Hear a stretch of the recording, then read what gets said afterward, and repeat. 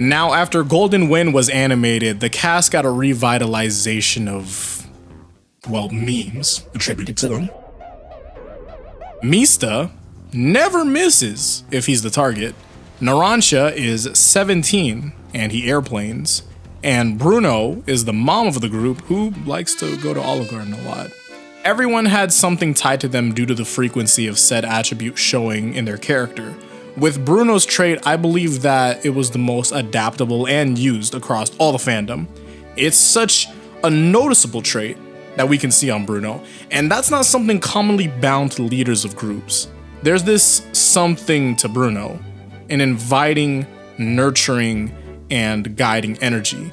Now on why, I'd like to talk about social resilience here, but first I want to cover trauma and its effects on the brain. I myself am not a psychologist or scientist by any means. That requires documentation, for which I do not have and do not plan to get. But what I am is someone with the ability to research and cite those that are qualified.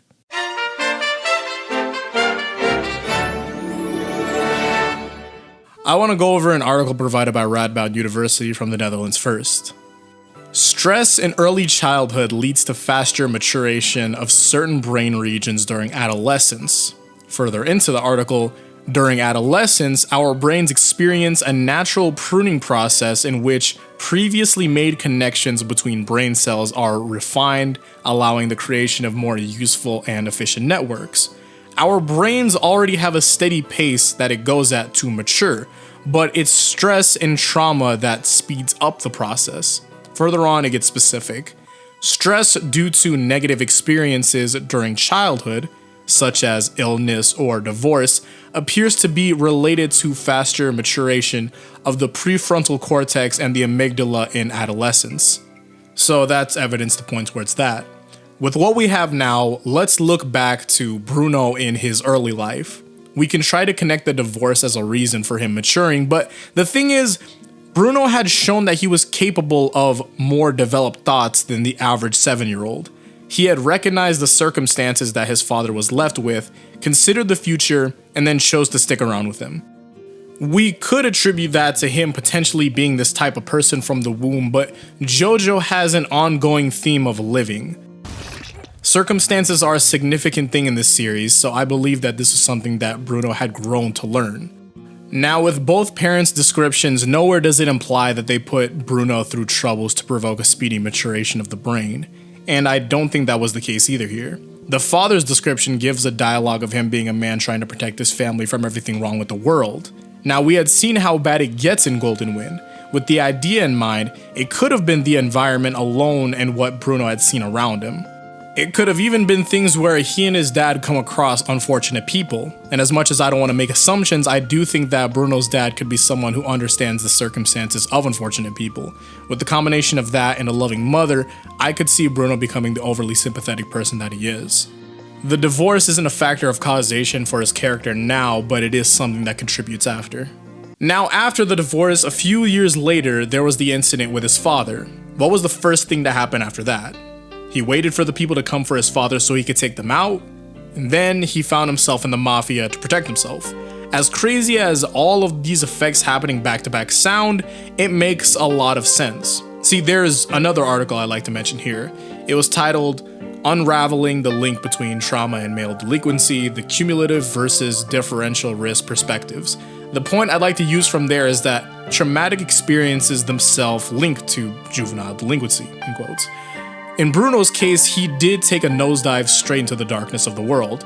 What Bruno had done in retaliation to what the gangster had did to his father is not something to be understood by officials, though that thought implies that they're understanding. But in the world that Bruno lives in, we know that there's a significant chance that they're not. There's an even larger chance that they're crooked, so that's reason enough to take matters into his own hands regardless of what he's labeled. Now, what's great about Bruno is that no matter how deep the descent is, his character is immovable. He had still stayed true to himself in the face of adversity. Even with being in his situation, he had held up his core values through all of it. That's his resilience. He had taken a new means to approach the problems that conflict his life, while also not entirely losing himself in the process. He did change a lot though. After joining Passione, a lot had happened to Bruno. He lost his father, found out Passione caused it, recruited a team of trustworthy people, and built himself a name in his community. Now, this is where I'd like to bring up social resilience because it's similar to the idea I have here. Sometimes there are times where you see communities and their ability to tolerate, absorb, cope with, and adjust to various kinds of environmental and social threats. You've probably seen this with a lot of things. When things face enormous and long-lasting problems, the only thing to do is adapt. What creates the people that develop the resolve to face these problems is usually unknown. With our case and Bruno, we can get an idea. See, Bruno could have easily been a part of the problem, but the way that Bruno had came up doesn't align with that path.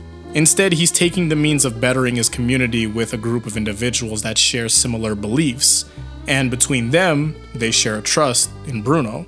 But why? Why does Bruno do it? What keeps him going? Well, there are multiple reasons, so here are two. First reason, Bruno is overly sympathetic. That has yet to change about him, and honestly, I believe that's one of the most significant things focused on when Araki had been writing him. Look to what had got Giorno's trust when they had first met, hesitating on a final blow because he was in shock that this team was using, or when anyone comes to Bruno because they need help, he feels the pain of the people. And for the second reason, he feels a sense of responsibility. That's why getting him to do all these things, and it connects back to his overly sympathetic behavior. Now on why, there's this whole thing with sympathy, but it's most likely due to him being an active member of the group poisoning the people. Being a part of Passione isn't being the solution to what's plaguing the country. With the group being under the control of Diavolo, Passione is a contribution to the problem. In Passione, it's just a bunch of people trying to stack their bread rather than worry about the grand scheme of things. Bruno is the shining light in the midst of it all. He recognizes what the gang does. Then, along with trying to be an active, helpful role in his community, Bruno had a plan to end all the dealing in his country. It's an extreme weight to bear, and he takes it upon himself to do so. Now he has a team to lighten the amount of weight that he carries, but being a leader becomes a burden in itself. His world is his responsibility, and his responsibility is his burden. Now what's left is what he does with all of this. And the answer is simplified to part 5 itself being the answer. Bruno alone couldn't see the path to the future that he wanted. That was because it wasn't something he was to do alone. He needed his guiding light of resolve, and he had that in Giorno. Bruno's plans were stagnant before Giorno had come around. The best thing he could do is fix immediate problems in the community rather than fix what's causing said problems. He was missing that drive and direction, but once he had found Giorno, it all made sense. After that, we just see the extent Bruno will go to protect the grand plan, the extent he'd go to see the world be a better place. He was powered by the drive to change everything, powered by those around him and everyone that supports him. I love Bruno's character. He had carried the world's weight with his responsibilities, and the key to progressing was not doing that. Instead, sharing the burden, accepting guidance, and not being in the center of it all was the actual key.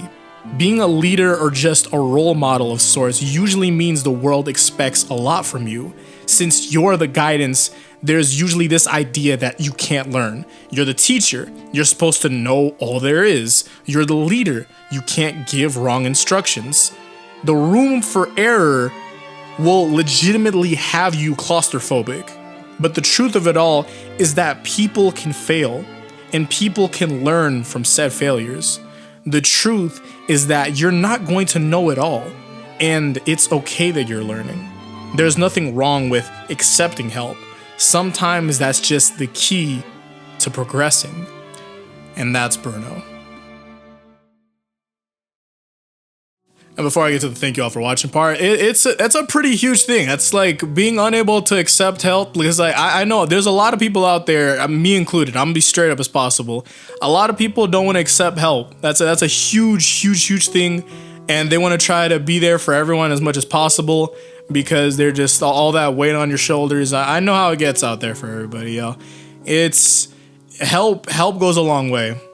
So definitely, it's about finding it, I think, more so than anything. At least that's for me. But yeah, thank you all for watching. You can reach my socials in the description, my Twitter and all that. Stay updated on Twitch. I've been streaming Skullgirls and Final Fantasy 1.